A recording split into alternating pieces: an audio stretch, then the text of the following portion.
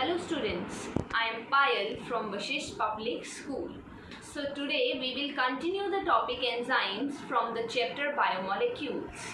So let's students पहला topic जो आज का हमारा है फैक्टर्स अफेक्टिंग एंजाइम एक्टिविटी। किस तरह से कोई भी फैक्टर किसी एंजाइम की एक्टिविटी को अफेक्ट कैसे करते हैं वो हम डिस्कस करेंगे।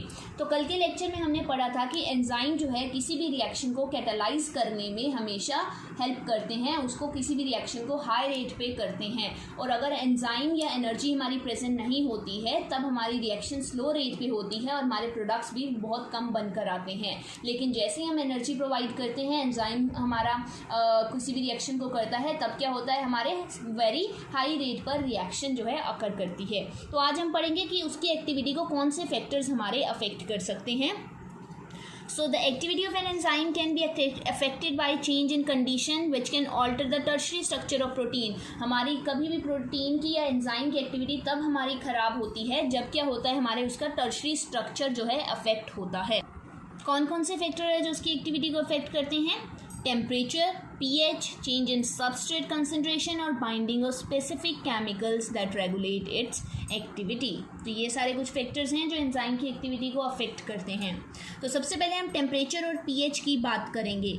एंजाइम्स जो हैं पर किसी नैरो रेंज ऑफ टेम्परेचर के ऊपर वर्क करते हैं। pH मतलब कहने का क्या है, हाइपोथेटिकली मैं तुम्हें बता देती हूँ। सपोज करो कोई रिएक्शन जो है उसको हम 70 डिग्री टेम्परेचर से ज़्यादा नहीं अप्लाई कर सकते, या फिर हम बोले 30 डिग्री टेम्परेचर हमसे ज़्यादा हम अप्लाई नहीं कर सकते। pH की कंडीशन की बात करें कि 6 pH होना चाहिए तभी कोई केमिकल रिएक्शन अकर करेगी।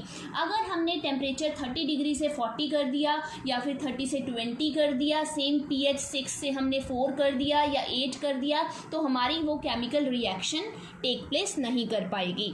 तो एंजाइम जो है show it's highest activity at a particular temperature and pH called the optimum temperature and optimum pH। तो जिस टेम्परेचर के ऊपर या जिस pH के ऊपर एक एंजाइम अपनी हाईएस्ट एक्टिविटी शो करता है उसको हम बोलते हैं optimum temperature and optimum pH। इस टेम्परेचर से कम या ज़्यादा करने से हमारा एंजाइम वर्क प्रॉपर नहीं करेगा। सेम अगर हमने pH कम या ज़्यादा कर दिया तो हमारा एंजाइम वर्क नहीं करेगा। तो एक्टिविटी जो है डिक्लाइन हो जाती है below and above the optimum value. जैसे मैंने बोला 30 डिग्री पे अगर टेम्परेचर पे हमारा कोई रिएक्शन अकर कर रही है, तो अगर हमने उसको बिलो कर दिया, 20 डिग्री कर दिया, 25 कर दिया, या फिर हमने अबव कर दिया, 35 कर दिया, तो हमारी रिएक्शन नहीं टेक प्लेस कर पाएगी। Low temperature preserve the enzyme in a temporarily inactive stage. अगर हमने टेम्परेचर कम कर दिया तो एंजाइम जो है अपनी इनएक्टिव स्टेट में आ जाएगा। Whereas high temperature destroy enzymatic activity because proteins are denatured by heat. और वहीं अगर हमने टेम्परेचर हाई कर दिया तो प्रोटीन्स डीनेचर हो जाएंगे, ब्रेक कर जाएंगे हीट की वजह से। हमने क्या बोला कि कोई भी प्रोसेस तभी अकर कर पाएगी अगर हम उसको ऑप्टिमम टेम्परेचर या फिर ऑप्टिमम pH प्रोवाइड करेंगे, तभी हमारे एंजाइम वर्क कर पाएंगे। अगर हमने एक्टिविटी या हमारे जो टेम्परेचर ऑप्टिमम टेम्परेचर है उससे लोअर टेम्परेचर कर दिया तो हमारी इनएक्टिव स्टेट में एंजाइम आ जाएंगे, और अगर हमने टेम्परेचर हाई कर दिया तब क्या होंगे, हमारे प्रोटीन डीनेचर हो जाएंगे बाय हीट। यहाँ तुम डायग्राम में देख सकते हो। Here you can see the effect of pH on enzymatic activity। जब हम proper amount of pH provide कर रहे हैं, देखो कैसे हमारी एक्टिविटी इंक्रीज कर रही है। इंक्रीज जैसे ही हमने यहाँ से, ये सपोज उसका ऑप्टिमम टेम्परेचर है, यहाँ से हमने उसका टेम्परेचर कम या ज़्यादा किया तो हमारा एकदम से डाउन चला गया। सेम विद द टेम्परेचर, हमारी एक्टिविटी कर रही है, हो रही है, प्रोसेस हो रही है, ट्रांजिशन स्टेट पे पहुंच रही है, और क्या हो रहा है, जैसे ही हमने अपना टेम्परेचर कम या ज़्यादा कर दिया वो डाउन चली गई। Here you can see concentration of substrate। Substrate की कंसनट्रेशन का क्या इफेक्ट पड़ रहा है। यहाँ हमने सबस्ट्रेट प्रोवाइड की है, यहाँ हमने वेलोसिटी प्रोवाइड की। देखो कोई भी प्रोसेस हमारी अकर कर रही है, जैसे ही हम सबस्ट्रेट, मतलब कहने का क्या है, सबस्ट्रेट एंजाइम की एक्टिव साइट पे जाके बाइंड कर रहे हैं। अब इतने ही एक पॉकेट के अंदर मान लो 10 सबस्ट्रेट ही बाइंड कर सकते थे, वेलोसिटी भी हम इतनी ही प्रोवाइड कर सकते थे, वो अपनी V मैक्सिमम पे आ गया है। यहाँ तक वो अपनी एक्टिविटी करेगा, जैसे ही हम इससे ज़्यादा या कम करेंगे हमारी एक्टिविटी उसकी डाउन चली जाएगी और हमारी प्रोसेस अकर नहीं कर पाएगी। कंसंट्रेशन ऑफ सबस्ट्रेट की कंसंट्रेशन का क्या असर होता है? With the increase in substrate concentration velocity will rise at first. जैसे ही हम सबस्ट्रेट की कंसंट्रेशन बढ़ाएंगे हमारी वेलोसिटी राइज करेगी सबसे पहले, और हमारी रिएक्शन अल्टीमेटली, पीछे डायग्राम में देखा तुमने, वी मैक्सिमम पर पहुंच गई। अगर इससे ज़्यादा वो एक्सीड नहीं कर सकती रिएक्शन, अगर इससे ज़्यादा हमने राइज किया कंसंट्रेशन ऑफ सबस्ट्रेट में, तो हमारा क्या होगा, प्रोसेस अकर नहीं कर पाएगी। ऐसा क्यों होता है? This is because enzyme molecules कम है देन द सबस्ट्रेट मॉलिक्यूल। मैंने बोला ना कि अगर एंजाइम की पॉकेट मान लो 10 ही हैं तो वहाँ पर सिर्फ 10 सबस्ट्रेट बाइंड कर सकते हैं। अगर हमने 15 सबस्ट्रेट प्रोवाइड कर दिए, 20 सबस्ट्रेट प्रोवाइड कर दिए, तो उनका कुछ फ़ायदा नहीं होगा, क्योंकि एक्टिव साइट तो सिर्फ 10 ही है। तो ज़्यादा एंजाइम, अगर एंजाइम जितने मॉलिक्यूल्स एंजाइम्स के हमारे हैं उतने ही हमारे सबस्ट्रेट के होंगे, तो हमारी प्रोसेस अकर करेगी, अदरवाइज हमारी प्रोसेस अकर नहीं कर पाएगी, क्योंकि कोई फ्री एंजाइम मॉलिक्यूल नहीं हो। एक्टिविटी जो एंजाइम की होती है वो सेंसिटिव होती है also presence of the chemicals पर भी डिपेंड करता है कि एंजाइम अपनी एक्टिविटी कर पाएगा या नहीं कर पाएगा। अगर कोई when the binding of chemical shut off enzyme activity the process is called inhibition and the chemical is called an inhibitor. अब कई बार क्या होता है, कोई केमिकल हमने ऐसा प्रोवाइड कर दिया कि वो केमिकल सबस्ट्रेट के साथ हमारा मैचअप नहीं कर पाया, या उसके साथ वो compete करने लग गया, तो हमारी प्रोसेस नहीं हो पाएगी, सबस्ट्रेट हमारा एंजाइम के साथ बाइंड नहीं हो पाएगा। अब अगर सबस्ट्रेट हमारा एंजाइम के साथ बाइंड नहीं होगा तो हमारी प्रोसेस रुक जाएगी, और इस प्रोसेस को हम बोलेंगे इनहिबिशन, और जिस केमिकल ने उस प्रोसेस को रोका है उसको हम बोलेंगे इनहिबिटर। ठीक है, तो यहाँ तक तुम्हें समझ आया? अब जो इनहिबिटर होते हैं वो हमारे सबस्ट्रेट के साथ उनका स्ट्रक्चर मिलता जुलता होता है। जैसा मैंने बताया था लॉक एंड की वाला हाइपोथेसिस, कई बार क्या होती है, हमारी कोई दूसरी चाबी भी एक लॉक को लग जाती है। क्यों? क्योंकि उनका स्ट्रक्चर आपस में क्या होता है, सेम सा होता है। ठीक है, एक ताले में कोई और चाबी अगर कभी लग जाए तो इट मीन्स उनका स्ट्रक्चर सेम है, that's why it is happening. तो इस तरह ही अगर एंजाइम की जो वो पॉकेट है वहाँ पे जहाँ सबस्ट्रेट ने जाकर बाइंड करना है, तो अगर कुछ केमिकल जो इनहिबिटर है हमारे, वो इनहिबिटर का स्ट्रक्चर भी हमारा सबस्ट्रेट के स्ट्रक्चर जैसा है, तो वो इनहिबिट कर सकता है हमारी एंजाइम की एक्टिविटी को। तो इस प्रोसेस को हम क्या बोलते हैं, कॉम्पिटिटिव इनहिबिटर, जिसमें क्या होता है, हमारे इनहिबिटर का स्ट्रक्चर और सबस्ट्रेट का स्ट्रक्चर आपस में एक दूसरे से मिलता जुलता है। तो वो दोनों आपस में कंपटीशन करते हैं कि उस एक्टिव साइड में जाकर सबस्ट्रेट बाइंड करेगा या वहाँ पर जाकर इनहिबिटर बाइंड करेगा। तो आपस में वो कम्पीट कर रहे हैं, that is why it is known as competitive inhibitor. तो अगर इनहिबिटर वहाँ जाकर बाइंड कर गया तो हमारी प्रोसेस नहीं हो पाएगी, और अगर इनहिबिटर बाइंड नहीं किया, सबस्ट्रेट ही हमारा बाइंड किया, तो हमारी प्रोसेस जो है हो पाएगी। तो due to close structural similarity with substrate, inhibitor competes with substrate for substrate binding site of enzyme. इसका कंसिक्वेंटली क्या होगा, substrate can not bind, as a result enzyme action decline. Substrate bind नहीं कर पाएगा, एंजाइम का action वहीं रुक जाएगा।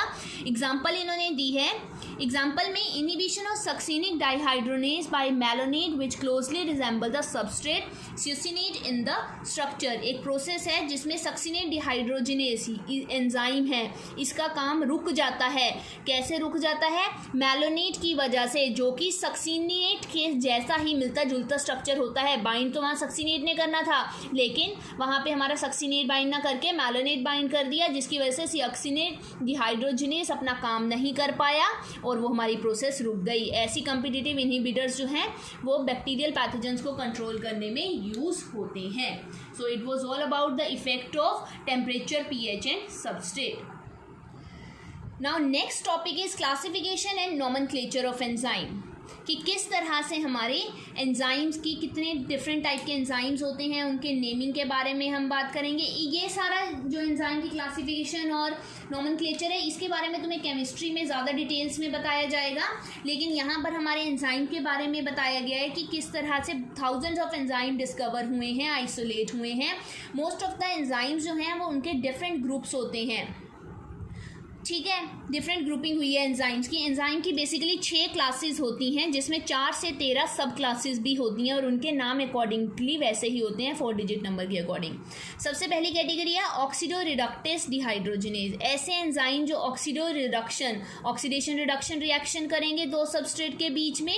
एग्जाम्पल के लिए S reduce, S dash oxidise, इसने एस इस वाले को रिड्यूस, ये जो रिड्यूस वाला था इसको ऑक्सीडाइज कर दिया और ये ऑक्सीडाइज वाला रिड्यूस हो गया हमारा। तुमने ऑक्सीडेशन रिडक्शन रिएक्शंस की होंगी केमिस्ट्री में। Next is transferase. ट्रांसफिरेज क्या करता है? ऐसा एंजाइम जो एक ट्रांसफर कर देता है एक ग्रुप को दूसरे सबस्ट्रेट में। जैसे देखो ये एस डैश जी प्लस एस डैश जी जो है एक ग्रुप है जो एस के साथ जुड़ा हुआ है। ये जी यहाँ से एंजाइम ने क्या करना है, यहाँ से हटाकर एस डैश के साथ लगा दिया, तो ट्रांसफर ऑफ ग्रुप किया, that is why it is called as transferase. Hydrolase क्या करेंगे? वो वाटर का हाइड्रोलिसिस कर देंगे या ईस्टर का या पेप्टाइड का, तो ये ग्लाइकोसिडिक किसी भी तरह का बॉन्ड हमारा तोड़ सकते हैं।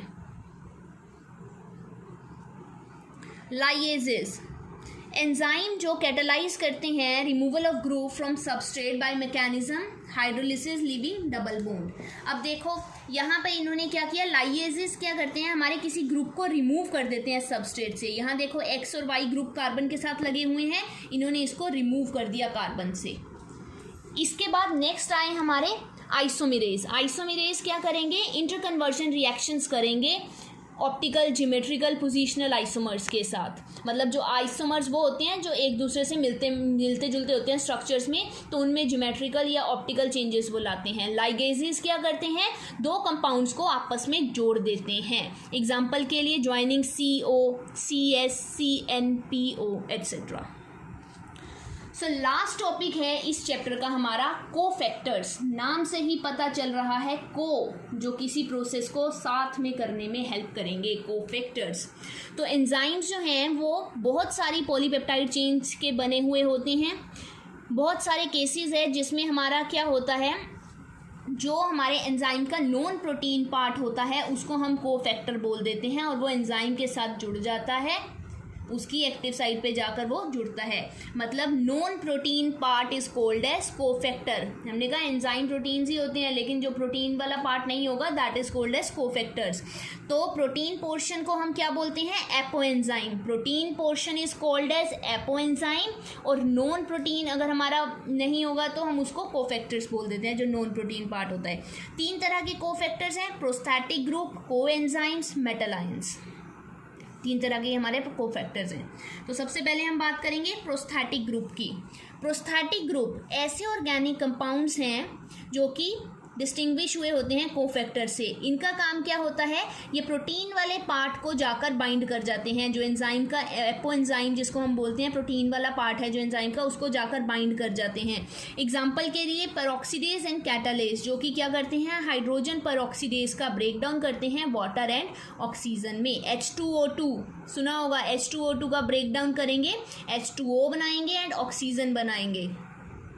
हेम प्रोस्थैटिक ग्रुप उसमें यूज होता है और ये एक्टिव साइट ऑफ एंजाइम का पार्ट होता है। तो प्रोस्थैटिक ग्रुप क्या करेंगे? ये किसी रिएक्शन को ब्रेक डाउन करने में हमारे प्रोटीन पार्ट में जुड़ जाते हैं, जाकर उसका ब्रेक डाउन करने में हेल्प करते हैं। कोएंजाइम्स कोएंजाइम्स क्या होते हैं?